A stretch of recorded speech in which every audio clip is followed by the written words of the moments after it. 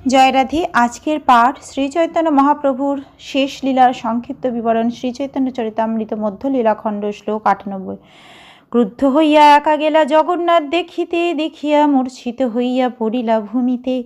সার্বভৌম লইয়া গেলা আপন ভবন, তৃতীয় প্রহরে প্রভুর হইল চেতন। নিত্যানন্দ জগদানন্দ দামোদর মুকুন্দ, পাছে আসি মিলি সবে পাইল আনন্দ। শ্রী নিত্যানন্দ প্রভু যখন শ্রী চৈতন্য মহাপ্রভুর সন্ন্যাসদণ্ড ভঙ্গ করেন, তখন শ্রী চৈতন্য মহাপ্রভু অত্যন্ত ক্রুদ্ধ হয়ে তাঁদের সঙ্গ ত্যাগ করে একলা জগন্নাথ মন্দিরের দিকে যাত্রা করেন এবং জগন্নাথ মন্দিরে প্রবেশ করে শ্রী জগন্নাথ দেবকে দর্শন করে তিনি মূর্ছিত হয়ে পড়েন।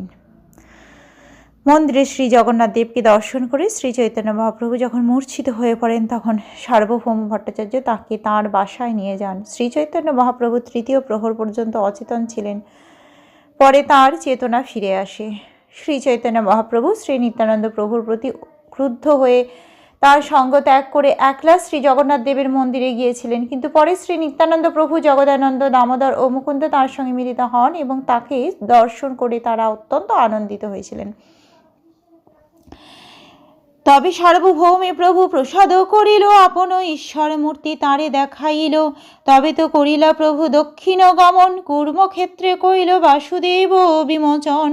জিওর নৃসিংহে কইল নৃসিংহ স্তবন, পথে পথে গ্রামে গ্রামে নাম প্রবর্তন। এই ঘটনার পর শ্রী চৈতন্য মহাপ্রভু সার্বভৌম ভট্টাচার্যকে তাঁর ভগবৎ স্বরূপ দেখিয়ে তাঁকে কৃপা করেছিলেন। সার্বভৌম ভট্টাচার্যকে কৃপা করে শ্রী চৈতন্য মহাপ্রভু দক্ষিণ ভারতে গমন করেন। সেখানে কূর্মক্ষেত্রে তিনি বাসুদেব নামক এক ব্যক্তিকে উদ্ধার করেন। কূর্মক্ষেত্র দর্শন করে শ্রী চৈতন্য মহাপ্রভু দক্ষিণ ভারতে জিওর নৃসিংহ মন্দিরে শ্রী নৃসিংহদেবের বন্দনা করেন। পথে প্রতিটি গ্রামে তিনি কৃষ্ণ নাম কীর্তন প্রবর্তন করেন। গোদাবরী তীর বনে বৃন্দাবন ভ্রম, রামানন্দ রায় সহ তাহাই মিলন। ত্রিমল্ল ত্রিপদী স্থান কইল দর্শন, সর্বত্র করিল কৃষ্ণ নাম প্রচারণ। তবে তো পাষণ্ডীগণে করিল দলন, অহবল নৃসিংহাদি দই কইল দর্শন। গোদাবরী নদীর তীরের বনকে তিনি বৃন্দাবন বলে মনে করেছিলেন। সেখানে তার সঙ্গে রামানন্দ রায়ের সাক্ষাৎকার হয়। তিনি তিরুমল ও ত্রিপদী তিরুপতি নামক তীর্থস্থান দর্শন করেন এবং সর্বত্র কৃষ্ণ নাম প্রচার করেন। এই পবিত্র স্থানটি দক্ষিণ ভারতের তাঞ্জোর জেলায় অবস্থিত। ত্রিপদী তিরুপতি মন্দির বেঙ্কটাচল উপত্যকায় অবস্থিত এবং সেখানে শ্রীরামচন্দ্রের বিগ্রহ রয়েছে। বেঙ্কটাচল পাহাড়ের উপর বিখ্যাত বালাজি মন্দির অবস্থিত। ত্রিমল্ল ও ত্রিপদী তিরুপতি মন্দির দর্শন করার পর শ্রী চৈতন্য মহাপ্রভু কয়েকজন পাষণ্ডীদের দমন করেছিলেন। তারপর তিনি অহবল নৃসিংহ মন্দির দর্শন করতে গিয়েছিলেন। এই অহবল মন্দির দাক্ষিণাত্যের কর্নল জেলার সারবেল মহকুমায় অবস্থিত।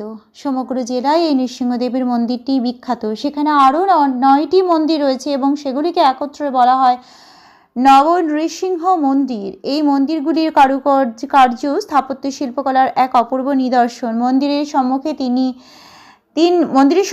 3 ফুট ব্যাস বিশিষ্ট ও প্রচুর স্থাপত্য কারুকার্যের নিদর্শন রূপে এক অপূর্ব সুন্দর শ্বেত পাথরের নির্মিত প্রকাণ্ড স্তম্ভযুক্ত অতি বিচিত্র মণ্ডপ বিদ্যমান।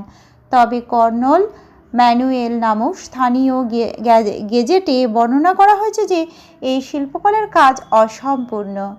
শ্রীরঙ্গক্ষেত্র আইলা কাবেরীর তীর, শ্রীরঙ্গ দেখিয়া প্রেমে হইলা অস্থির। কাবেরী নদীর তীরে শ্রীরঙ্গক্ষেত্রে এসে শ্রী চৈতন্য মহাপ্রভুর শ্রীরঙ্গনাথ মন্দির দর্শন করেছিলেন এবং ভগবত প্রেমে বিহ্বল হয়েছিলেন। ত্রিমল্ল ভট্টের ঘরে কইল প্রভুবাস, তাহাই রহিলা প্রভু বর্ষা 4 মাস।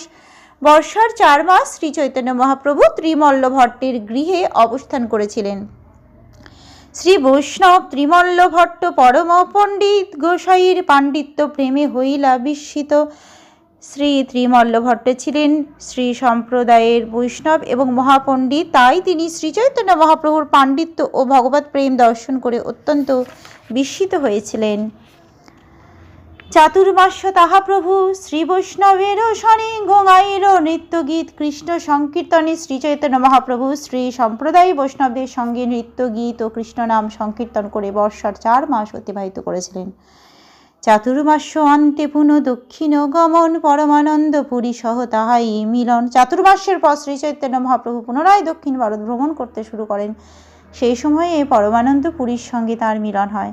তবে ভট্টথারী হইতে কৃষ্ণদাসের উদ্ধার, রামজপী বিপ্র মুখে কৃষ্ণ নাম উপচার। তারপর শ্রী চৈতন্য মহাপ্রভু ভট্টথারীদের কাছ থেকে তাঁর ভৃত্য কালাকৃষ্ণ দাসকে উদ্ধার করেন। অতঃপর শ্রী চৈতন্য মহাপ্রভু নিরন্তর রাম নাম জপকারী এক অতি নিষ্ঠাবান রামভক্ত ব্রাহ্মণের মাধ্যমে কৃষ্ণ নাম প্রচার করেন।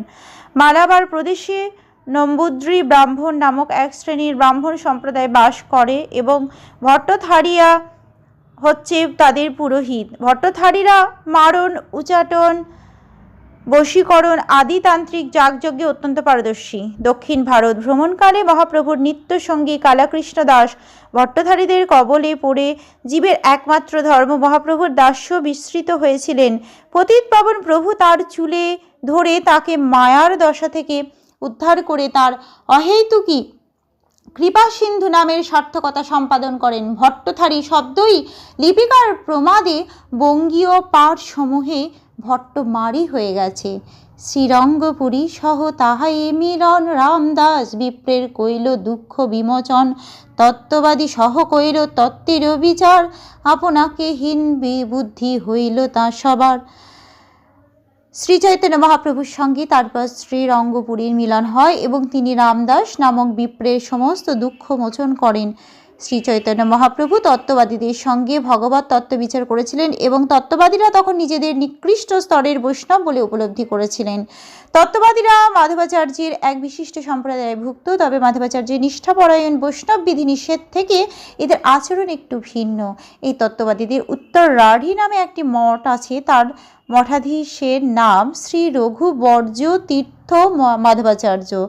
অনন্ত পুরুষোত্তম শ্রী জনার্দন পদ্মনাভ বাসুদেব কৈল দরস্বর। শ্রী চৈতন্য মহাপ্রভু তারপর অনন্তদেব, পুরুষোত্তম, শ্রী জনার্দন, পদ্মনাভ ও বাসুদেব আদি বিষ্ণু মন্দির দর্শন করেছিলেন। ত্রিবান্দ্রম জেলায় অনন্ত পদ্মনাভ নামক একটি বিষ্ণু মন্দির রয়েছে। এই অঞ্চলে এই মন্দিরটি অত্যন্ত প্রসিদ্ধ। ত্রিবান্দ্রম জেলার 26 মাইল উত্তরে বরকালা স্টেশনের নিকট শ্রী জনার্দন নামক আর একটি মন্দির রয়েছে। আজকের পাঠ এই অবধি। ভজ শ্রীকৃষ্ণ চৈতন্য প্রভু নিত্যানন্দ, শ্রী অদ্বৈত গদাধর শ্রীবাসাদি গৌর ভক্ত বৃন্দ। হরে কৃষ্ণ কৃষ্ণ কৃষ্ণ হরে হরে, হরে রাম রাম রাম হরে হরে।